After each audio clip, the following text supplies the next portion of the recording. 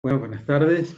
En nombre del Ministerio de Ciencia y Tecnología, les doy la bienvenida a esta videoconferencia. Como todos los martes, vamos a hacer una conferencia dentro del ciclo de Ciencia y Tecnología en Casa, dedicada a los experimentos. A esta le hemos llamado Experimentos 2.0, Sonido. Nosotros venimos trabajando desde la semana pasada con este tipo de conferencias. La semana pasada hicimos una conferencia vinculada a lo que era un experimento virtual. Hoy vamos a trabajar más con un experimento real. También les comenté la semana pasada que, bueno, mi nombre es Javier Martín, yo soy director de Divulgación y Enseñanza de la Ciencia en el Ministerio de Ciencia y Tecnología de la provincia de Córdoba, y además soy desde hace muchos años docente de la Facultad de Ciencias Exactas en el área de la física, y desde hace también varios años me dedico a investigar sobre lo que es enseñanza de la física, y justamente el ámbito de la investigación que desarrollamos en este momento está relacionado con estas actividades que tienen que ver con los experimentos virtuales. La semana pasada, el martes, nosotros comenzamos la charla desarrollando una serie de conceptos que tenían que ver con lo que era hacer un experimento, qué son los experimentos, para qué se hacen, y también con algunos conceptos vinculados a lo que es la ciencia. Yo no voy a repetir esos conceptos en esta conferencia, pero ahí les dejo el link del canal de video de YouTube del Ministerio, donde ustedes pueden encontrar la conferencia del martes pasado y además todas las conferencias de este ciclo de Ciencia y Tecnología en Casa. Bueno, para comenzar con el experimento de hoy, nosotros habíamos planteado ya la semana pasada que una buena forma de comenzar una investigación era a través de la observación. Y también habíamos dicho que esa observación no siempre es una observación con el sentido de la vista. Lo que pretendemos con una observación científica es recabar datos. Y si bien la mayor cantidad de los datos que nosotros recibimos del entorno en el cual estamos entran por el sentido de la vista, también hay otros sentidos que nos sirven para poder percibir lo que ocurre alrededor nuestro. Yo acá voy a tomar una botella, una botella de vidrio, ¿sí?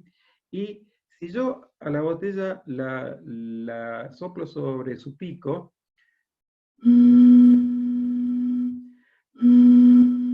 puedo hacer que resuene de una manera muy particular.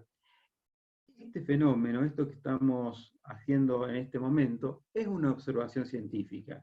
Ahora, fíjense que no la estamos haciendo con el sentido de la vista, sino con el sentido del oído. Estamos escuchando el sonido que produce esta botella de gaseosa. Entonces, uno de los datos que podemos extraer de este sencillo primer experimento es que si soplamos suavemente sobre el pico de una botella de gaseosa vacía, se produce un sonido.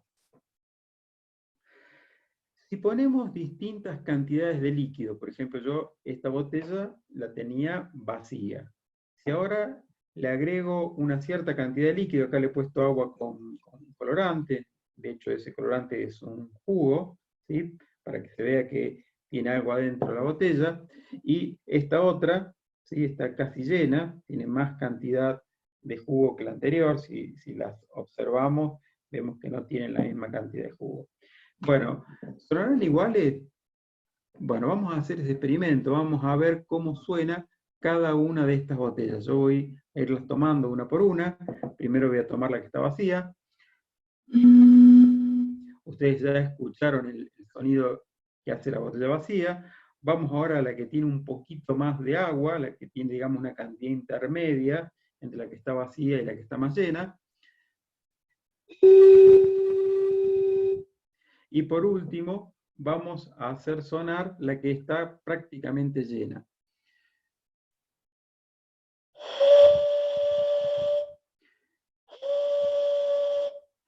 claramente podemos escuchar que los sonidos que producen las tres botellas se diferencian uno de otro, no se produce el mismo sonido, si bien el efecto es el mismo, los sonidos no son iguales.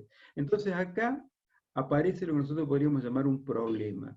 Tenemos una situación que de alguna manera nos llama la atención, tenemos botellas con distintas cantidades de líquido, que cuando las hacemos resonar suenan distintos. Entonces podríamos o estamos en condiciones de plantear un problema que tiene que ver con el sonido que producen esas botellas.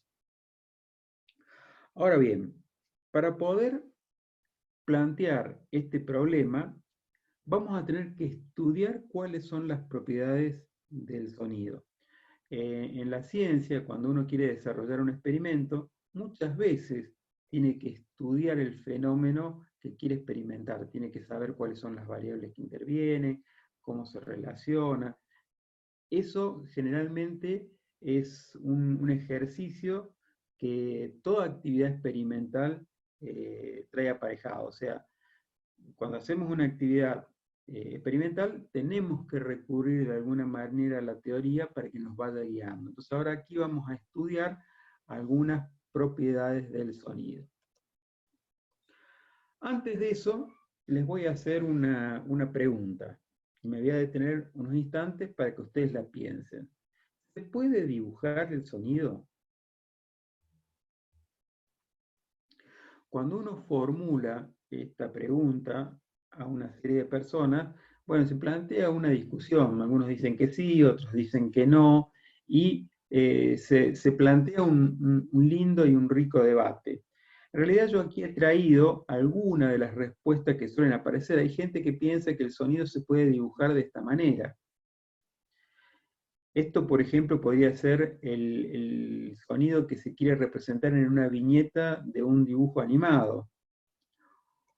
Otros dibujan el sonido de esta otra manera. Aquí vemos notas musicales, una clave de sol, otra clave de sol. Esta es otra forma que la gente dice que se puede dibujar el sonido. Y finalmente, otro grupo de personas dibujan esta serie de viboritas o de montañitas, o lo que nosotros llamaríamos ondas, para representar el sonido. Aquí debemos parar un segundito y decir que en realidad cualquiera de estas representaciones gráficas del sonido que se han hecho están bien. No hay una que sea mejor que la otra. Podemos decir que una puede ser más adecuada para un determinado uso y otra puede ser más adecuada para otro determinado uso. Por ejemplo, la primera, como dije, puede ser para un dibujo animado. La segunda puede ser para una representación artística. Y esta tercera es la que más nos gusta a los físicos. ¿Por qué? Porque estas representaciones lo que hacen en realidad es darnos una idea de cómo funciona. Yo voy a ver si puedo aquí representar esto con el indicador luminoso. Esta onda, estas montañitas, esta viborita, nos está representando algo que ocurre realmente en la naturaleza. El sonido es una onda que se propaga en el aire, ¿sí? Necesita de un medio material para transmitirse. Cuando se está transmitiendo una onda de sonido, las moléculas del aire comienzan a mover, vibran, de forma tal que en algunos puntos, en algunos lugares, se juntan esas moléculas y en otros lugares se separan. Donde las moléculas se juntan, como en este caso, la presión del aire aumenta. Es un poquito superior a la que teníamos sin la presencia de este fenómeno sonoro. Donde las moléculas de aire se alejan, donde hay pocas moléculas de aire, la presión del aire disminuye, baja un poquito baja un poquito más por debajo de la presión que normalmente habría sin la propagación de este fenómeno. Entonces tenemos una zona de baja presión. Y esta viborita, esta onda, lo que nos indica entonces es una onda de presión, donde la presión aumenta y disminuye, a lo largo del tiempo.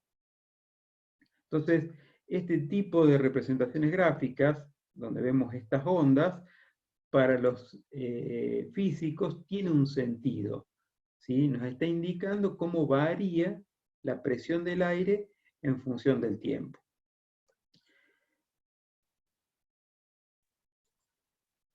Vamos a sacar esto y vamos a ir a la diapositiva que sigue.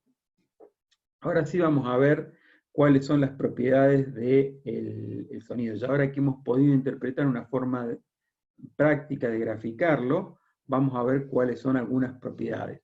Y vamos a estudiar dos propiedades. La primera de ellas es la intensidad, que en realidad la intensidad del sonido tiene que ver con el volumen, con qué tan fuerte o qué tan bajo es un sonido, qué tan fuerte o intenso o qué tan débil es el sonido. Y eso lo vemos con la altura que tiene la onda. La altura que tiene la cresta de la montañita de la onda es la que a mí me da una idea de la intensidad del sonido. Podemos decir que este sonido que está aquí arriba, en la parte superior de la diapositiva, es un sonido más intenso que el que está abajo, porque esta altura es mayor en la onda de arriba que en la onda de abajo. Entonces este sería un sonido débil, podría ser un susurro, y este es un sonido intenso, como el que podría ser, por ejemplo, una explosión, ¿sí? Entonces, la intensidad del sonido tiene que ver con qué tan alta o qué tan baja es la onda. Siguiendo adelante,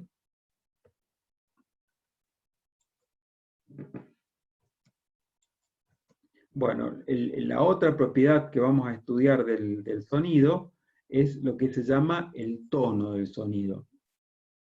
El tono del sonido está vinculado a la nota musical que está asociada a ese sonido. Si nosotros tocamos en un piano, vamos a ver que hay teclas que tienen un sonido que nosotros llamamos grave, y hay otras teclas que tienen un sonido que nosotros llamamos agudo. Un violín produce notas musicales mucho más agudas que las que produce un contrabajo. Entonces, el tono del sonido está relacionado justamente con esa propiedad, con la propiedad que tiene que ver con la nota musical que nos está entregando. Y tenemos los sonidos agudos, como puede ser un silbido, donde allí vemos que las notas musicales, perdón, que las crestas de la onda están muy juntitas. Hay poca distancia entre una cresta y la otra. En cambio, en los sonidos graves, esa distancia es larga. Si nos fijamos en un sonido agudo, para un mismo tiempo, entran muchas crestas dentro de la onda, tiene muchas montañitas la onda. En cambio, un sonido grave es un sonido que tiene pocas crestas, ¿sí? Vemos que este tiene tan solo 3 crestas, 3 montañitas, podríamos decir. Entonces, de esta manera, nosotros estamos graficando un sonido al que le llamamos agudo en el caso de arriba y grave en el caso de abajo. Si nos fijamos con nuestras botellitas, el sonido de la botella vacía es un sonido más grave que el sonido que emite la botella que está totalmente llena. Este sonido es agudo, este sonido es grave, ¿sí? Entonces ahí los podríamos ver reflejados, podríamos ver representados a estos sonidos. Entonces, bueno, ahora que ya hemos podido de alguna manera estudiar estas propiedades que tiene el sonido, estamos en condiciones, ya con conocimiento, de formular nuestro problema, que como dijimos el martes pasado, los problemas siempre se formulan como una pregunta. Entonces, la pregunta que nos podríamos hacer, una de las tantas preguntas que nos podríamos hacer vinculada a este problema, es de qué depende el tono del sonido que produce la botella. Entonces ese es el problema que nosotros queremos investigar y ese es el problema que va a guiar nuestros futuros experimentos. Bien, una vez que se tiene un problema, una pregunta, lo siguiente que haríamos en una investigación es tratar de encontrar una respuesta a ese problema. Esa respuesta, una respuesta incierta, que no conocemos el grado de verdad que tiene, es lo que nosotros llamamos una hipótesis. Entonces, lo que tendríamos que hacer a continuación es construir o formular una hipótesis que nos permita resolver el problema que acabamos de plantear. En este caso, la hipótesis es sencilla. Nosotros vemos que las botellas, de acuerdo a la cantidad de agua que tienen, o a la cantidad de aire, fíjense que esas dos propiedades están de alguna manera relacionadas, porque esta botella que no tiene agua es la que tiene mayor cantidad de aire, y esta botella que tiene mucha cantidad de agua es la que tiene menos cantidad de aire. Entonces, nosotros nos estamos dando cuenta de que las botellas suenan distinto y además tienen distintas cantidades de agua, o dicho de otra manera, distintas cantidades de aire. Entonces, una hipótesis que podríamos hacer, que parece lógica, es decir, que el tono del sonido depende de la altura del líquido en la botella, ¿sí? Entonces, si nos quedamos con esa hipótesis, lo que tendríamos que empezar a hacer es ver de qué manera podríamos desarrollar algún tipo de experimento que nos permita hacer una comprobación de esa hipótesis. Entonces, lo que tenemos que hacer ahora es ir al laboratorio y hacer un experimento. Como nosotros estamos ahora en esta situación de hacer ciencia en casa, en vez de ir al laboratorio, vamos a tratar de hacer el experimento aquí mismo, en la cocina de mi casa.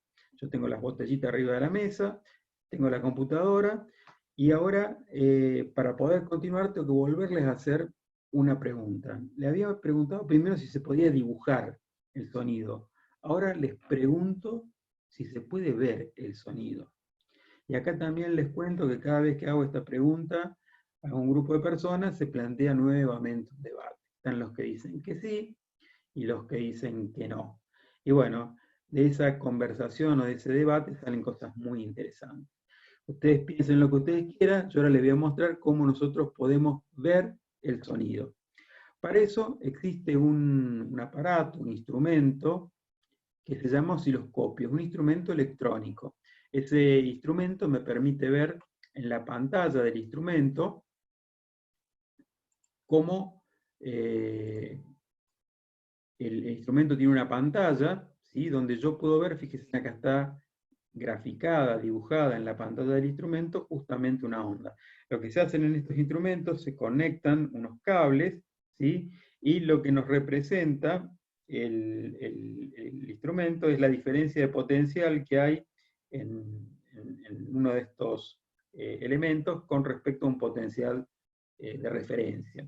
Entonces, lo que se suelen hacer en estos casos, para estudiar el sonido,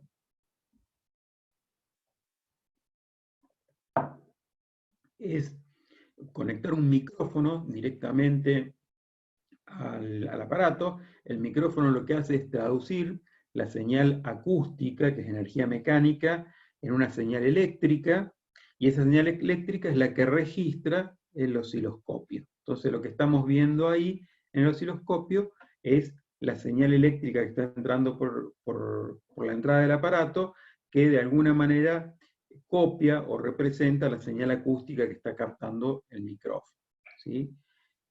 Ahora les voy a mostrar un acercamiento de la pantalla. Este es un osciloscopio real, ensayando o midiendo una onda real.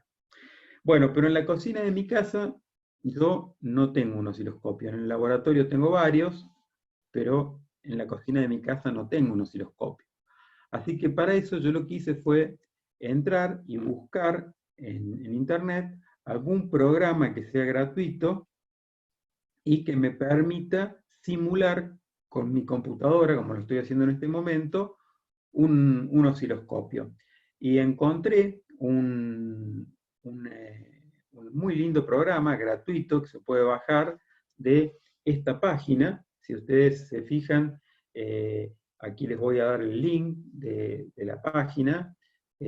Ustedes pueden entrar a esta página y buscar, cuando entren a este lugar, un poquito más abajo hay que hacer un scroll, aparece en un lugar donde de este sitio, de este preciso lugar, uno puede descargar este programa. Funciona prácticamente en todas las computadoras, es bastante moderno, del año 2019, y funciona muy bien y convierte a nuestra computadora en un verdadero osciloscopio.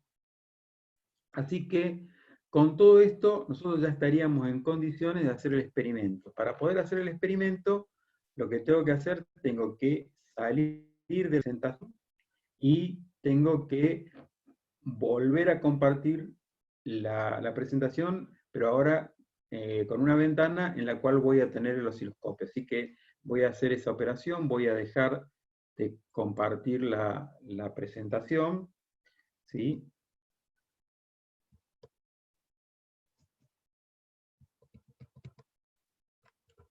Esto puede llevar unos minutitos.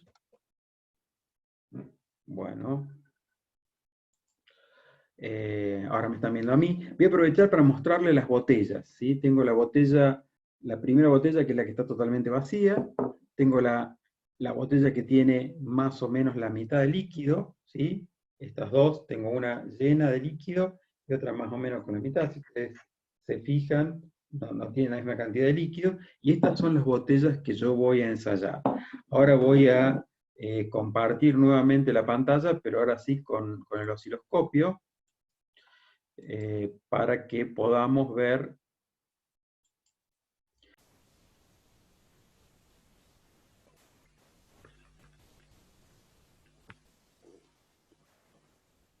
Bueno, ahora ya estamos en condiciones de hacer el experimento. Ustedes ya están viendo en la pantalla el osciloscopio.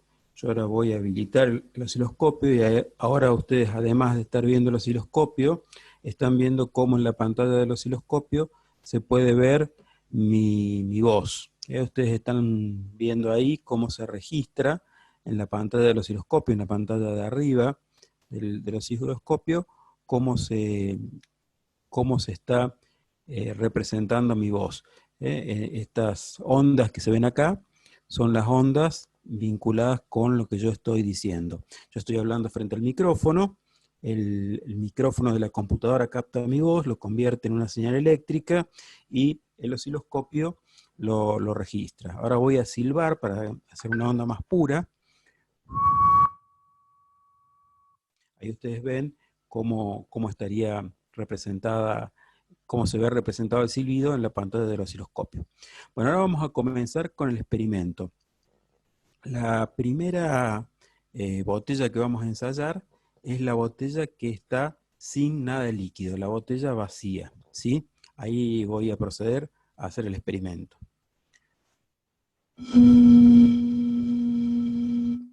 Esa es la forma en que oscila la botella vacía. Lo que voy a hacer ahora, voy a tratar de detener la pantalla del osciloscopio. Si yo, por ejemplo, la detengo ahí, queda grabada, queda congelada la pantalla y estaríamos viendo que se puede observar, ¿sí? Vamos a repetir el experimento con la botella vacía. Y vamos a contar cuántas montañitas se ven. Tenemos 1, 2, 3, 4, 5, y esta que está acá, con este pedacito que estaría acá, sería la sexta montañita, ¿sí? Vamos a intentar hacerlo de nuevo, a ver si se ven bien las 6 montañitas. Ahí tenemos 1, 2, 3, 4, 5, 6 crestas para el caso de la botella vacía. Procedo a anotar, a tomar nota de ese valor. Ahora vamos a hacer la experiencia con la botella que tiene mayor cantidad de agua. La botella que estaba casi llena.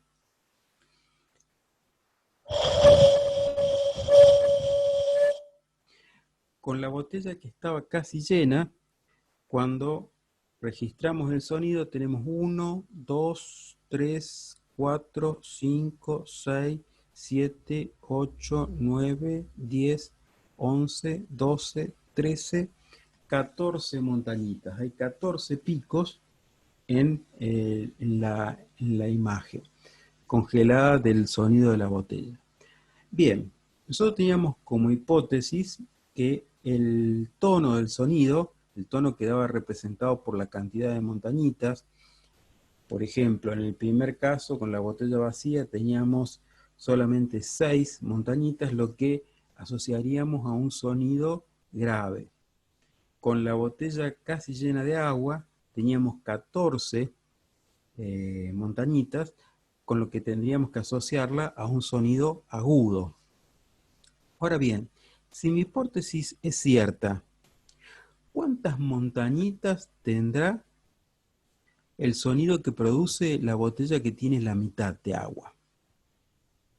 Bueno, aquí podríamos decir 4, 5, 20, 25, ¿sí?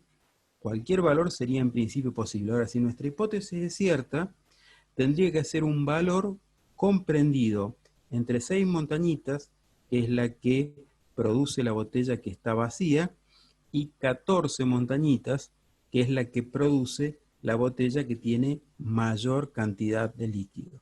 Veamos si es cierta, repitamos el experimento ahora para la botella que tiene la mitad de agua.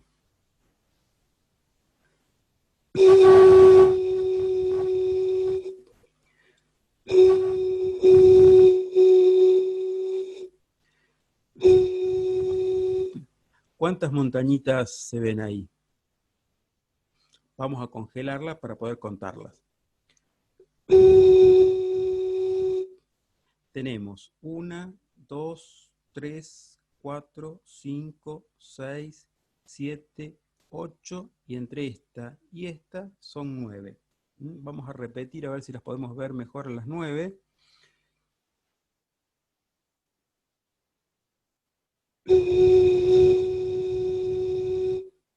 Una, 2, 3, 4, 5, 6, 7, 8, 9 montañitas. Si ustedes observan, queda claro que este número es un número comprendido entre 6, que era la cantidad de montañitas que tenía la botella que tenía menos cantidad de líquido, y 14, que es la que tiene la botella que tiene mayor cantidad de líquido. Bueno, vamos a pasar nuevamente ahora a la presentación.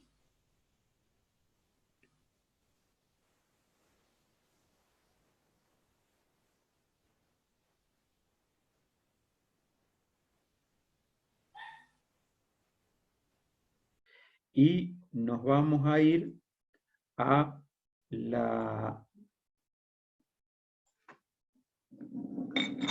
presentación. Pero antes de eso, voy a repetir con todas las botellitas, ¿sí? A ver si las podemos ver, ¿sí? Estamos muy cerca.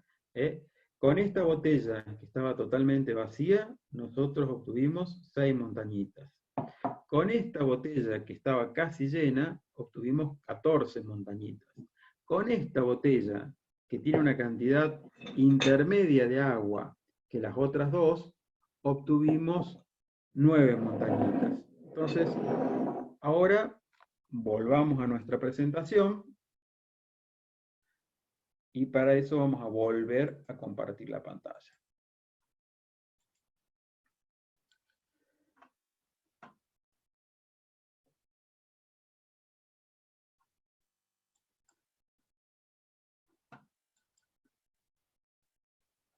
Bien, esta es la pregunta del millón, como dicen. ¿Se pudo comprobar nuestra hipótesis? ¿Qué le parece a ustedes? ¿Las respuestas que hemos obtenido experimentalmente son sólidas, son consistentes con lo que nosotros habíamos dicho?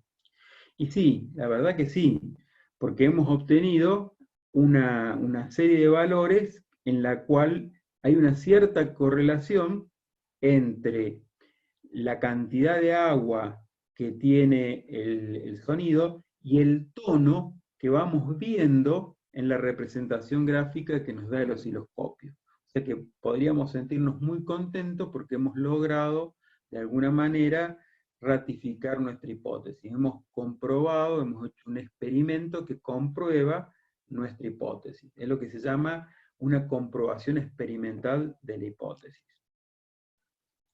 Con eso hemos vuelto a hacer el ciclo completo. A partir de un fenómeno natural, que era el sonido que producía la botella, hemos observado ese fenómeno, lo hemos convertido en un problema, hemos formulado una hipótesis que nos daba respuesta a ese problema, y finalmente hemos hecho una comprobación experimental que nos permite decir que nuestra hipótesis es correcta, ¿sí? Esto es un poquito el ciclo que yo quería hacer hoy con ustedes, y bueno, agradecerle nuevamente en nombre del Ministerio de Ciencia y Tecnología que hayan estado presentes en esta charla, y vamos a ver si el martes que viene nuevamente vamos con un nuevo experimento, ya sea virtual o un experimento real que podamos hacer presencialmente en nuestra casa. Bueno, buenas tardes a todos y muchas gracias por su participación.